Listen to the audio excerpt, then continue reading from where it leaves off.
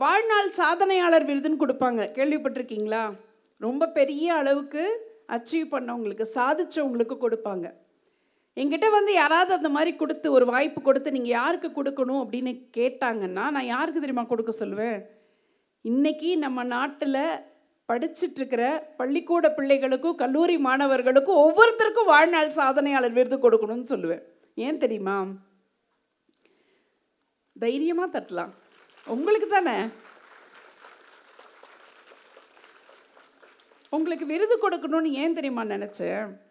இப்போது நாங்கள் படிக்கும்போது அந்த காலத்தை ஒப்பிட்டு பார்த்து சொன்னாதான் நீங்கள் உண்மையிலேயே பெரிய அளவில் சாதிச்சிட்ருக்கீங்கிறது உங்களுக்கே புரியும்.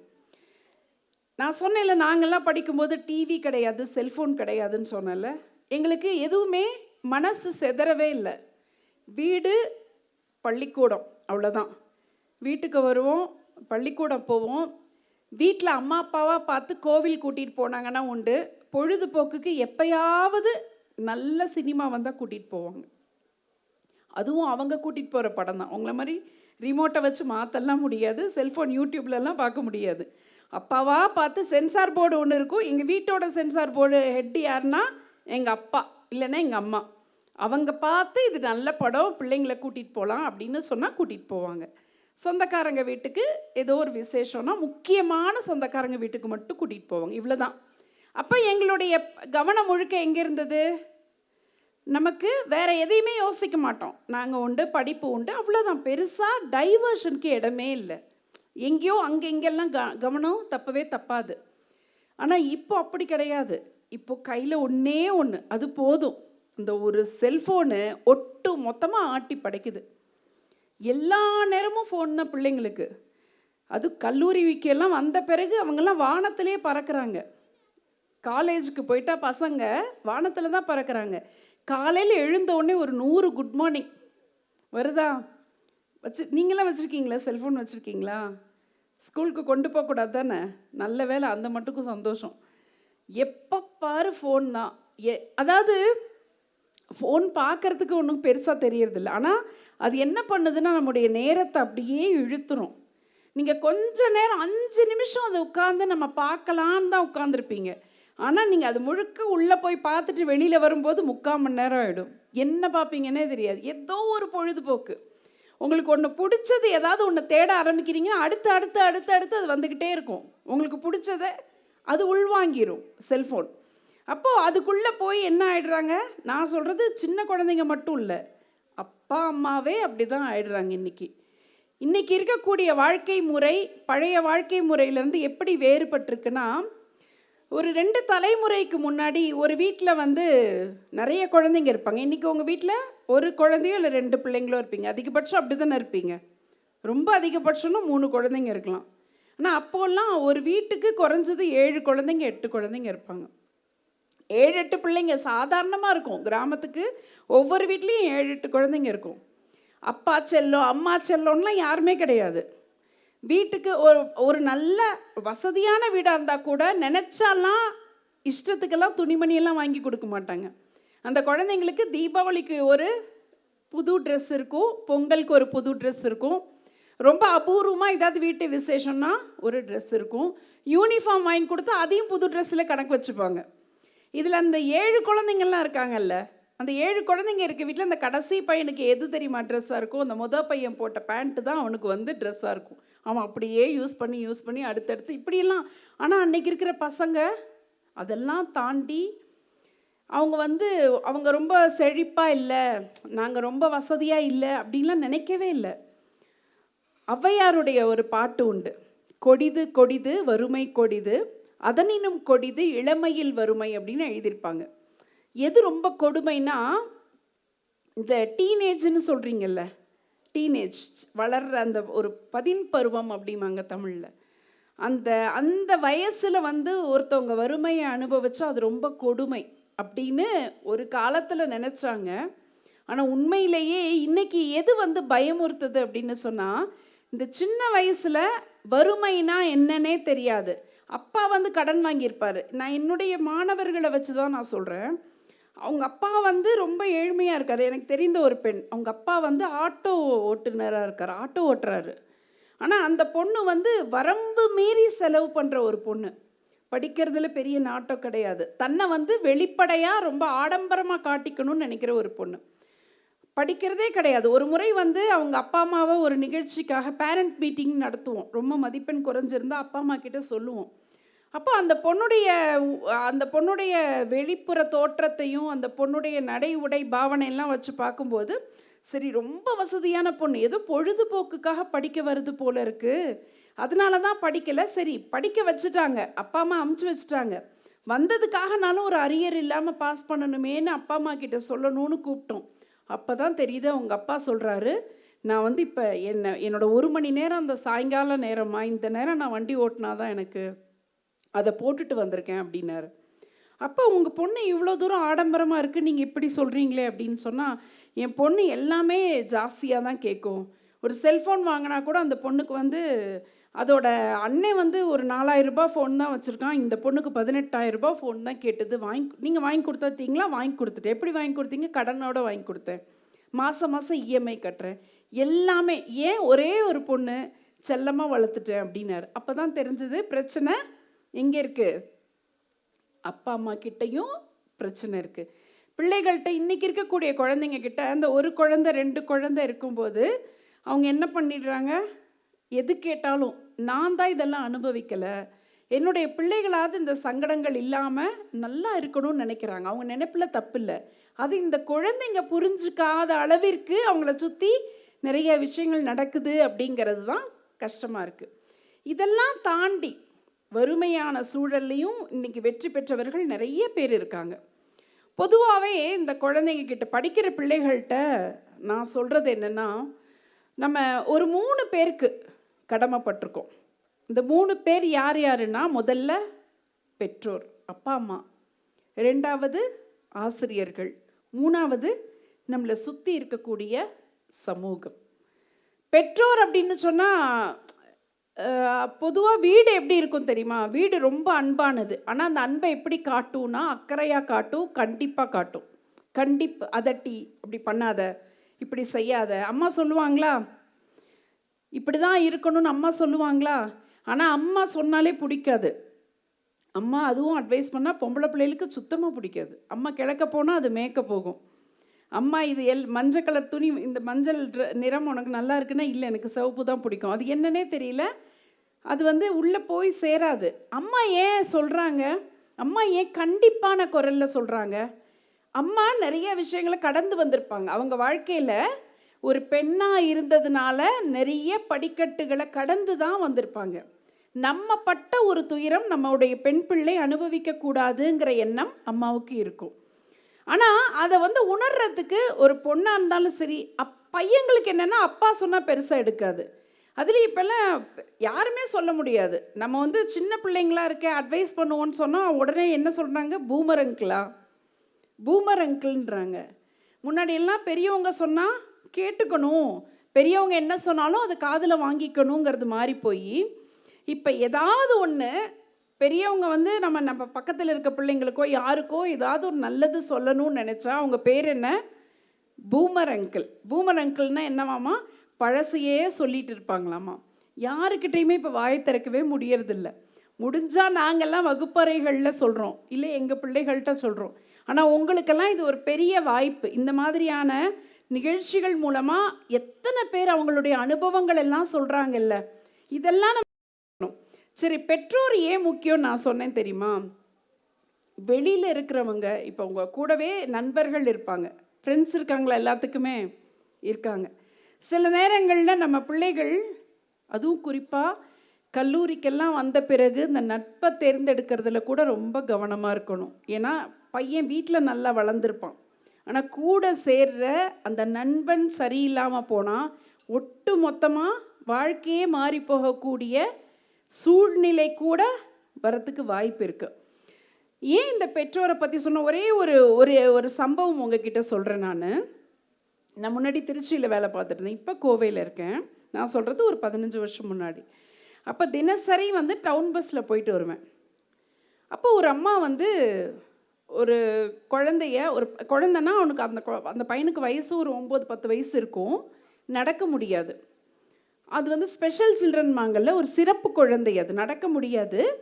அந்த குழந்தைய இடுப்பில் வச்சுட்டே அந்த அம்மா பஸ்ஸில், டவுன் பஸ்ஸில் தினம் ஏறி வருவாங்க. அந்த குழந்தைய வந்து ஒரு ஸ்கூலில் சேர்த்துருக்காங்க, ஒரு சிறப்பு பள்ளிக்கூடத்தில். உங்களை மாதிரி ஒரு நார்மலாக ஒரு சாதாரண நல்ல பள்ளிக்கூடத்தில் படிக்க முடியாது. அந்த குழந்தைங்களுக்குன்னு இருக்கிற சிறப்பு பள்ளிக்கூடத்தில் அந்த அம்மா கூட்டிகிட்டு போவாங்க. ரொம்ப ஏழ்மையான ஒரு பெண்மணி, அவங்க பார்த்தாலே தெரியும். அவங்களுடைய கணவர் ஒரு சாதாரணமாக இது அப்பளம் வத்தல்லாம் போட்டு சைக்கிளில் எடுத்துகிட்டு போய் விற்கிறவங்கிறதுனால இந்த அம்மா என்ன பண்ணுவாங்கன்னா, அந்த பையனை இடுப்பில் வச்சுட்டு, நடக்க முடியாதுங்கிறதுனால இடுப்பில் வச்சுட்டு காலையில் 8:30 மணிக்கு பஸ் ஏறுவாங்க, இடுப்பில் வச்சுட்டே நின்றுட்டுருப்பாங்க. வேகாத வெயிலாக இருக்கும், திருச்சிலாம் பயங்கர வெயில் இருக்கும் தெரியும்ல. மறுபடியும் 3 மணிக்கு அந்த குழந்தைய வந்து கூட்டிகிட்டு போவாங்க வீட்டுக்கு. தினம் சில டைம் நின்றுட்டே வருவாங்க. அவ்வளோ பெரிய பையனை இடுப்பில் வச்சுட்ருப்பாங்க. அந்த பையன் வெயிட் இருப்பான்ல. நான் ஒரு நாள் கேட்டேன், அந்த அம்மா இப்போ வரைக்கும் சொன்ன பதில் எனக்கு வந்து, தாய்மைங்கிறது சாதாரணமாக நம்ம வார்த்தைகளில் சொல்லக்கூடியதே இல்லை, சொல்ல முடியாத உணர்வு அது. அப்போ ஒரு நாள் நான் கேட்டேன், இவ்வளோ கூட்டத்தில் இவ்வளோ வெயிலில் தினம் சலிக்காமல் காலையில் ஒரு தடவை சாயங்காலம் ஒரு தடவை நீங்கள் பஸ்ஸில் வரீங்க, ரொம்ப தூரம் வேற போவாங்க அவங்க, அவுட்டரில் எங்கேயோ ஒரு வீடு, தினம் வரீங்க, இடுப்புலையே தூக்கிட்டு வரீங்களே, உங்களுக்கு கஷ்டமாக இல்லையாம்மா அப்படின்னு கேட்டேன். இப்போ அந்த அம்மா சொன்னாங்க, மற்றவங்களா இருந்தால் அடுத்தவங்களுக்கும் அம்மாவுக்கும் அதுதான் வேறுபாடு. அந்த அம்மா சொன்னாங்க, என்னம்மா இதை கஷ்டம்ன்ட்டீங்க, நீங்கள்லாம் உங்களுக்கெல்லாம் குழந்தை இருந்துச்சுன்னா 1 வயசு 2 வயசு வரைக்கும் இடுப்பில் தூக்கி சுமப்பீங்களா? எனக்கு என் பிள்ளைய இடுப்புலையே தூக்கி சுமக்கிற பாக்கியத்தை அந்த ஆண்டவன் ஆயுசுக்கும் கொடுத்துருக்காமா, நான் தூக்கி சுமந்துட்டு போகிறேம்மா அப்படின்னாங்க. இதை அடுத்தவங்க நினைக்க முடியுமா? அதனால தான் ஒரு புதுக்கவிஞன் சொன்னான், குழந்தை கடவுள் தந்த பரிசு, தாய் பரிசாகவே வந்த கடவுள் அப்படின்னா. ஒவ்வொரு வீட்லேயும் கடவுள் வந்து தனியாக கோடிக்கணக்கான வீட்டுக்கு வர முடியாது. ஒரு ரெப்ரசன்டேட்டிவ், தன்னுடைய சார்பாக ஒரு உயிர் ஒவ்வொரு வீட்டுக்கும் அனுப்பியிருக்காருன்னா அந்த உயிர் பேர் தான் அம்மா. அப்பாவும் லேஸ் இல்லை. அப்பாக்கள் பார்த்திங்கன்னா எந்த கஷ்டத்தையுமே காட்டிக்க மாட்டாங்க. யாராவது அப்பா உட்காந்து பிள்ளைகள்கிட்ட சொல்லியிருக்காங்களா, நான் பண கஷ்டத்தில் இருக்கேன்? அம்மா கூட புலம்பிடுவாங்க. அப்பா சொல்லுவாங்களா, நான் ரொம்ப கஷ்டத்தில் இருக்கேன், நீ என்னை இன்னும் கஷ்டப்படுத்துகிற? சொல்லவே மாட்டாங்க. நிறையா இருக்கும் அவருக்கும். எல்லா அப்பாவுமே ரொம்ப மேலிடத்துலேயே இருக்க மாட்டாங்க. எத்தனையோ இடத்துல அவங்க கீழே வேலை பார்த்துட்ருப்பாங்க. வெளியில் அவ்வளோ பிரச்சனைகள் இருக்கும். சில பிஸ்னஸ் பண்ணுறவங்களுக்கு அவங்களுக்கு எத்தனையோ தோல்விகள் இருக்கும், கடன் இருக்கும். என்ன கஷ்டம் வந்தாலும் சரி, என்ன சங்கடம் வந்தாலும் நம்ம பிள்ளைங்க ஒரு நாள் நல்லா வந்துட மாட்டாங்களா? நம்ம படிக்க வைக்கிறோமே, நம்ம தான் இவ்வளோ கஷ்டப்படுறோம், நம்ம பிள்ளைங்க நல்லா வந்துட மாட்டாங்களா? ஏதாவது ஒரு இடத்துல உட்காந்துட மாட்டாங்களா? ஒரு கௌரவமான வேலைக்கு போயிட மாட்டாங்களா? 4 பேர் மதிக்கிற மாதிரி நம்ம பிள்ளைங்க நடந்துட மாட்டாங்களா? யார் நினைப்பாங்க? அப்பா. இந்த உலகத்திலேயே அதிகமாக இப்படி நம்மளை நேசிக்கிற உறவு யாராக இருக்க முடியும்? அம்மாவும் அப்பாவுமா தான் இருக்க முடியும். ஆனால் நம்ம பொதுவாக நம்ம இன்னைக்கு இந்த இளைஞர்களுடைய மனநிலை எப்படி மாறி போச்சுன்னா, எல்லாமே அவசரம். அப்படியே ஃபோனை பார்க்குறது, அவசரமாக பயணப்படுறது, வாழ்க்கையவே அவசரமயமாக மாற்றிட்டாங்க. அப்பா அம்மா அம்மா ஒரு நேரம் சாப்பிட்டாங்களான்னு பொண்ணுங்க கேட்கறதில்ல. அப்பா தினசரி சரியாக தான் போயிட்டு வந்துட்டுருக்காரா, கஷ்டப்படுறாரா, அவருக்கும் நடுத்தர வயசு தாண்டிருச்சு. எத்தனையோ பேர் வீடுகளில் நீங்கள் 40-50 வயது கடந்த அப்பா அம்மாக்கள் இருப்பாங்கள்ல, உடல் ரீதியாக எவ்வளவு அவங்க வேதனையோடு இருப்பாங்க தெரியுமா? வெளியில் தெரியாது.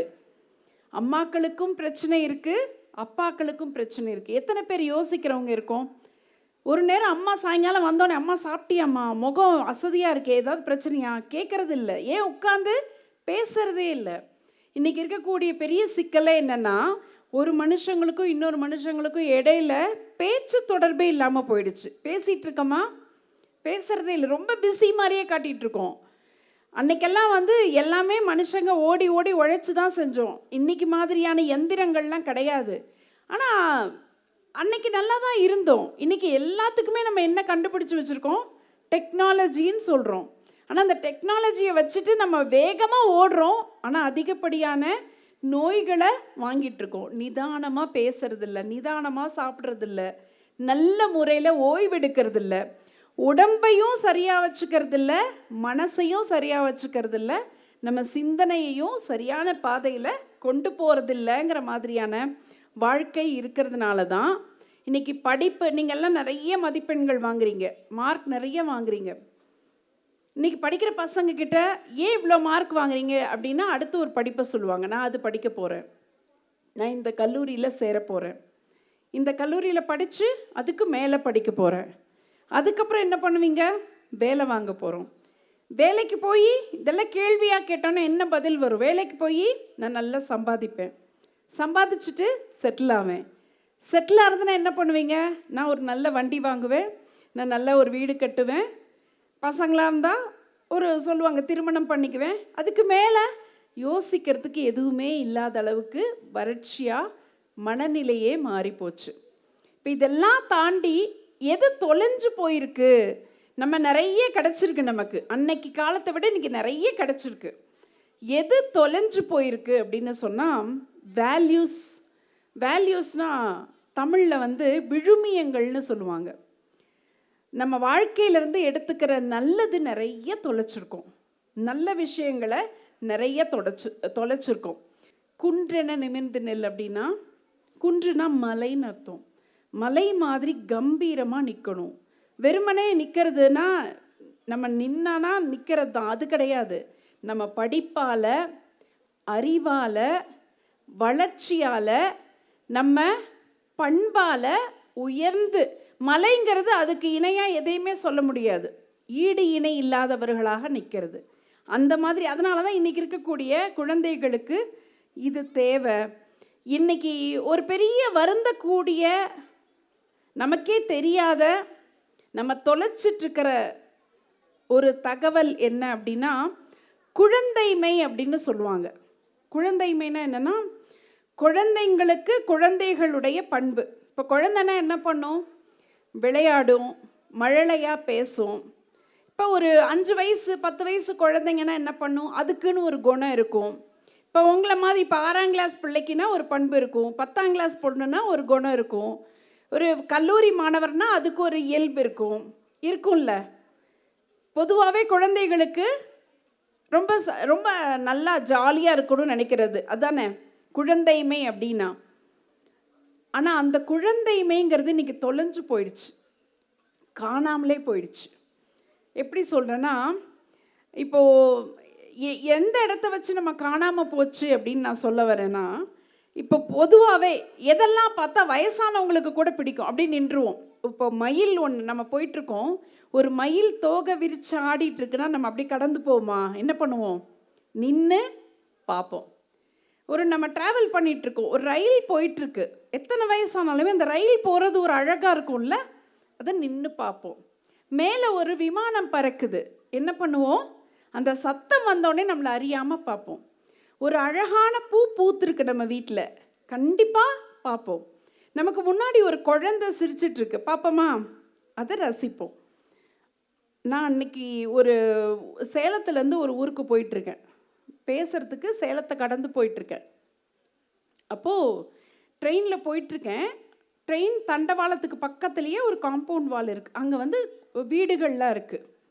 அந்த காம்பவுண்ட் வால் ரொம்ப சின்னதாக இருக்குது. அது மேலே ஒரு 7-8 வயசு பையன் இருப்பான், அவனை சுற்றி அவனோட வயசை ஒத்த பசங்க உட்காந்துருக்காங்க.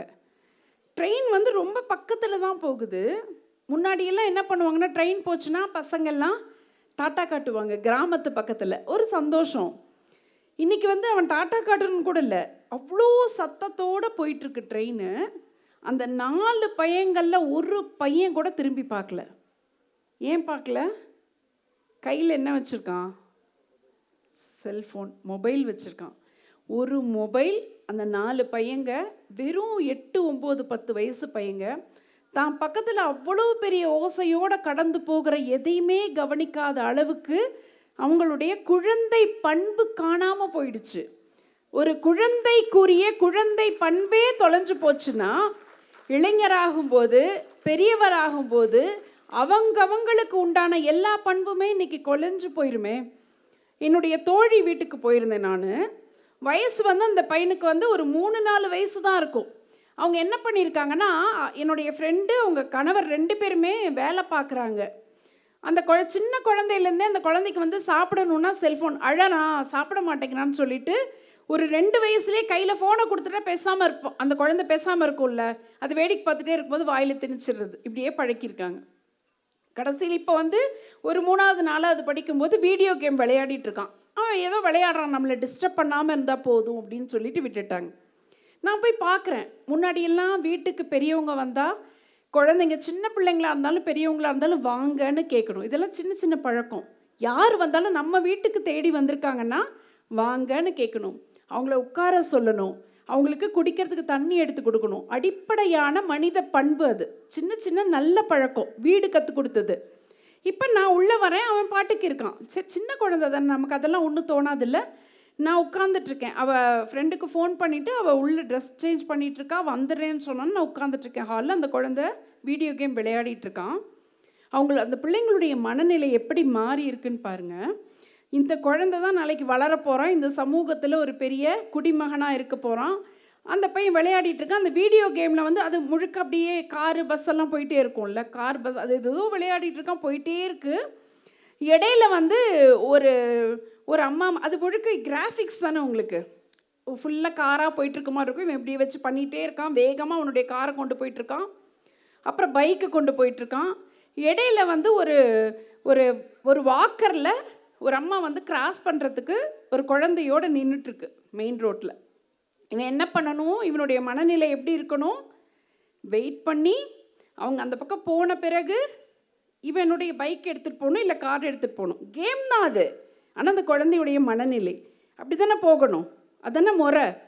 இவன் என்ன பண்ணுறான், இவனுக்கு அவங்க நடுவில் நிற்கிறவங்க யாரை பற்றி எதை பற்றி எந்த அக்கறையுமே இல்லாத மாதிரி சடார்னு அந்த பைக்கில் வேகமாக போகிறான். அந்த குழந்தைய கொண்டு போய் கிராஸ் பண்ணிகிட்டு இருக்கவங்களை இடித்து தள்ளிட்டு இவன் போயிட்டு அங்கே போய் இவனுக்கான பாயிண்ட் கிடச்சிச்சு, ஹாப்பி ஆகிட்டான், அவ்வளோதான். ஆனால் இது வந்து நம்ம வெறும் விளையாட்டை எடுத்துக்க முடியுமா? இந்த பிள்ளையுடைய மனநிலை தான் பெரிய பிள்ளை ஆகும்போது தன்னை சுற்றி இருக்கிற யாரை பற்றியுமே அக்கறை கொள்ளாத, யாருக்கு எந்த பிரச்சனை வந்தாலும் என்னுடைய நலனை தவிர வேறு எதை பற்றியும் நினைக்காத ஒரு மனநிலையாக மாறி போகும். அப்போ இந்த பிள்ளைங்க எவ்வளவு படித்தாலும் அங்கே என்ன இல்லாமல் போயிடுச்சு, நல்லதை செய்யணும், நல்லதை நினைக்கணுங்கிற ஒரு வேல்யூவை இந்த பசங்க தொலைச்சிட்டாங்கங்கிறது தான் பெரியவங்களுக்கான பயமாக இருக்குது. அதனால் நீங்கள் படிக்கக்கூடிய படிப்பு இருக்குல்ல, இந்த படிப்போட மனிதாபிமானம் வேணும். நமக்கு முன்னாடி யாரோ ஒருத்தர் துயரப்பட்டாங்க, கஷ்டப்பட்டாங்கன்னா உதவி செய்யக்கூடிய மனநிலை வேணும்.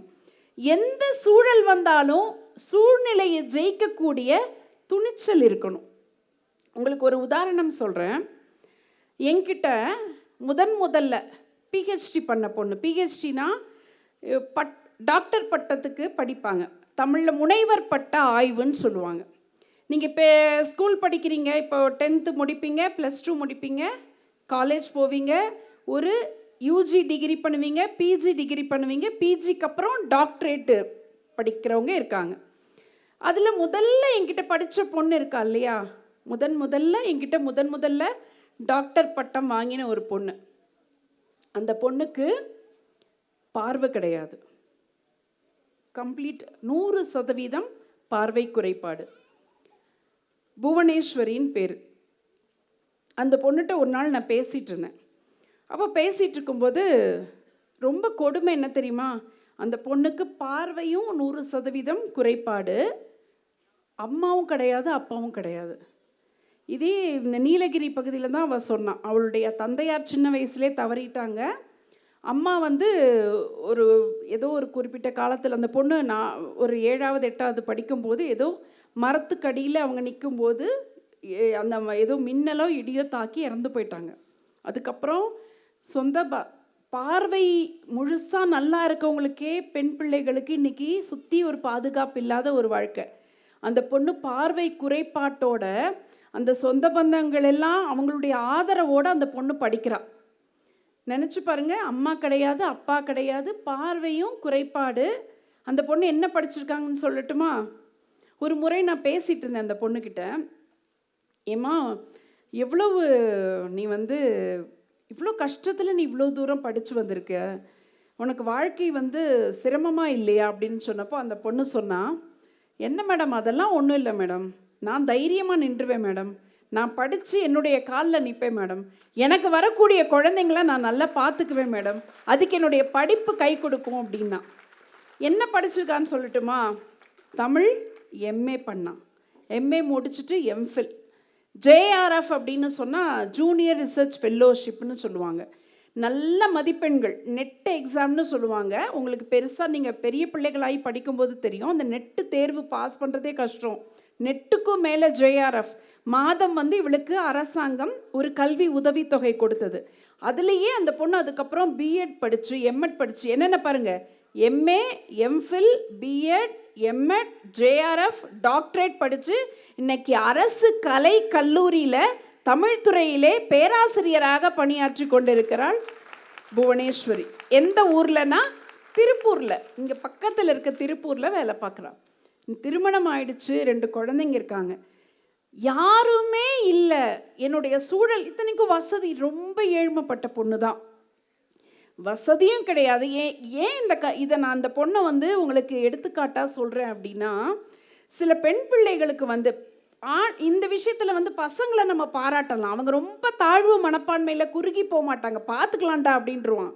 ஆனால் இந்த பொம்பளை பிள்ளைங்க வெளியிலேயே சொல்லாது. சில சின்ன சின்ன விஷயத்தில் கூட ரொம்ப கவலைப்படுவாங்க. நான் ரொம்ப கருப்பாக இருக்கேன், பிள்ளைங்க பேசும், நான் ரொம்ப கருப்பாக இருக்கேன், வாழ்க்கையில் ஜெயிக்க மாட்டேன். அவங்க அப்பா அம்மா படிச்சிருக்காங்க, அதனால் அவள் ஜெயிக்க முடியுது. எங்கள் அப்பா அம்மாவுக்கு ஒன்றுமே தெரில, அவங்க ரொம்ப கஷ்டப்படுறாங்க, நான் எப்படி முன்னாடி வர முடியும்? நான் பார்க்குறதுக்கு நல்லா இல்லை. எது அழகு? தோற்றம் அழகு கிடையாது. எது தெரியுமா அழகு? நல்ல மனமும் ஆரோக்கியமான உடம்பும் இருக்கா, நீங்கள் தான் இந்த உலகத்திலேயே பேரழகு வாய்ந்தவர்கள். நிறத்தை வச்சு முடிவே பண்ணாதீங்க. நீங்கள் சினிமாவை பார்த்து நிறைய பிள்ளைங்க என்ன நினச்சிக்கிறாங்க, இந்த ஹீரோயின் மாதிரி இருந்தால் தான் அழகு, இந்த ஹீரோயின், அது எல்லாமே செயற்கை பூச்சு. வெளியில் அவங்க எல்லாமே என்ன பண்ணுறாங்க, திரைப்படம்ங்கிறது ஒரு பிஸ்னஸ்ப்பா, அது ஒரு வணிகம். அந்த வணிகத்துக்காக அவங்க மாற்றிக்கிறாங்க, அந்த கேரக்டராக மாறுறாங்க, வெளியில் அவங்க பார்க்குறதுக்கு அப்படி இருக்காங்க. அது வாழ்க்கை இல்லை. நிஜமான வாழ்க்கையில் அழகுங்கிறது தோற்றத்தை வச்சு முடிவு செய்கிறதில்ல, நம்முடைய செயலை வச்சு முடிவு செய்கிறது. நாம் 4 பேர்த்துக்கு ரோல் மாடலாக இருக்கலாம் தானே, முன்மாதிரியாக இருக்கலாம் தானே. இந்த முன்மாதிரியாக ஆகிறதுக்கு இந்த அழகுங்கிறது தடை இல்லை. நம்ம ஏழையாக இருக்கோன்னா அது தடை இல்லை. நம்ம ரொம்ப சாதாரணமானவங்களாக இருக்கிறோமே, நமக்கு ஒரு பெரிய பின்புலமே இல்லையே அப்படின்னு நினச்சிங்கன்னா அதெல்லாம் தடையே இல்லை. ரொம்ப கம்பீரமாக உங்கள் மனசை உருவாக்கிக்கணும். நீங்கள் பாரதியாருடைய பாடல்கள்லாம் படிச்சிருப்பீங்கல்ல. பாரதியார் காலத்திலேயே எல்லா பிள்ளைகளுக்கும் படிப்பு இல்லை. படிப்பு இல்லாத சமுதாயமாக இருந்துச்சுன்னு சொன்னால் நம்மளுக்கு முன்னாடி என்ன தப்பு நடக்குதுங்கிறது தெரியாமல் போயிடும். அப்படி தானே? நம்மளை யார் ஆட்சி செய்துட்டு இருந்தாங்க ஒரு காலத்தில்? பிரிட்டிஷ்காரங்க ஆட்சி செய்துட்டு இருந்தாங்க. அவங்க எதை நம்மக்கிட்ட இருக்கிற பலவீனத்தை பயன்படுத்திக்கிட்டாங்க. ஒவ்வொருத்தர்கிட்டையும் ஒரு பலவீனம் இருக்கும்ல, ஒன்ட்ட இந்த வீக்னஸ் இருக்குது. நீங்கள் படிக்கிற பிள்ளைங்க கிட்ட கேட்டால் என்னன்னு சொல்வீங்க, நான் படிக்கிறதெல்லாம் மறந்து போயிடும், எனக்கு அது ஒரு பலவீனம், மனசுலே தங்க மாட்டேங்குது, இப்படி இருக்கும்ல ஏதோ ஒன்று, நான் ரொம்ப படிக்கும்போது கவனம் செதறுது, இப்படி பலவீனம் இருக்க மாதிரி வெள்ளைக்காரங்களுக்கு எது பலவீனமாக நம்மக்கிட்ட தெரிஞ்சிருக்குன்னா இவங்களை எப்படினாலும் ஏமாற்றலாம். ஏன்னா நிறைய பேர் படிக்கவே இல்லை அப்படின்னு நினச்சிருக்காங்க. அதனால தான் பாரதியார் அவருடைய பாட்டில் என்ன சொல்லியிருக்காருன்னா, நிறைய பணம் வச்சுருந்தீங்கன்னா, எல்லாரையும் கூப்பிடுறாரு பாரதியார், நிறைய வசதி இருக்கிறவங்க, நல்ல பணம் வச்சுருக்கீங்களா, உங்ககிட்ட நிறைய தங்கம் இருக்கா, தங்கத்தை கொடுங்க. தங்கம் இல்லை அப்படின்னு பணம் முடிப்பு வச்சுருக்கீங்களா, காசு தான் வச்சுருக்கீங்களா, காசை கொடுங்க. இல்லை என்கிட்ட பணம் இல்லை, தங்கம் இல்லை, காசும் இல்லை அப்படின்னா உங்களுடைய எஃபர்ட் போடுங்க, உங்களுடைய உழைப்பை கொடுங்க. உழைப்பும் கூட கொடுக்க முடியாதா, 2 வார்த்தையாச்சும் நீங்கள் சொல்லுங்கள். இதெல்லாம் எதுக்காக அவர் கேட்குறாரு தெரியுமா? இதில் ஏதாவது ஒன்று செஞ்சு இந்த படிக்கிற பிள்ளைகளை படிக்கிறதுக்காக நம்ம வீட்டில் இருக்கக்கூடிய ஒவ்வொரு குழந்தையும் படிக்கணும், இந்த சமூகத்தில் மேலே வரணுங்கிறதுக்காக ஏதாவது செய்யுங்கன்னு எல்லாரையும் கூப்பிட்டார். ஒரு பாட்டு இருக்குது, நிதி மிகுந்தவர் பொற்குவை தாரீர் அப்படின்னா பொண்ணுன்னு அர்த்தம், நகை கொடுங்க, நிறைய காசு வச்சுருந்தீங்கன்னா தங்கமாக கொடுங்க.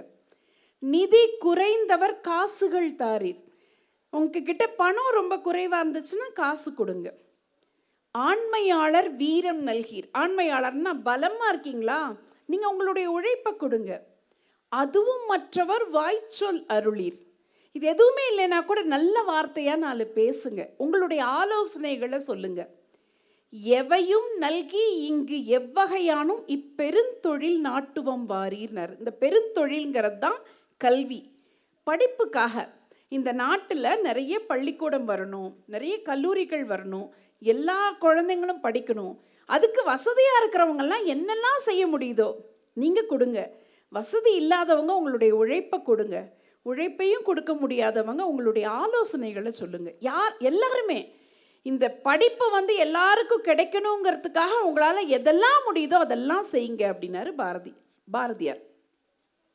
பாரதியாரையே பின்பற்றி ஒருத்தர் வந்தார். அவர் பேர் பாரதிதாசன். கேள்விப்பட்டிருக்கீங்களா?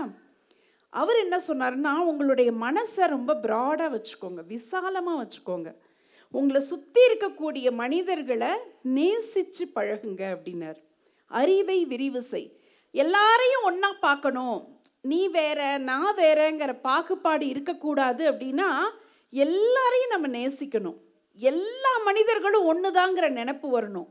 எல்லாரும் ஒன்றுதாங்கிற நினைப்பை எது கொடுக்கும் அப்படின்னா விசாலமான அறிவு கொடுக்கும். அதனால அறிவை விரிவு செய், அகண்டமாக்கு, விசால பார்வையால் விழுங்கு மக்களைனார். ரொம்ப ப்ராடாக திங்க் பண்ணணும். ரொம்ப சின்ன வட்டத்துக்குள்ளேருந்து நீ வேற நான் வேற நினைக்காதீங்க. நம்ம எல்லாருமே ஒன்று.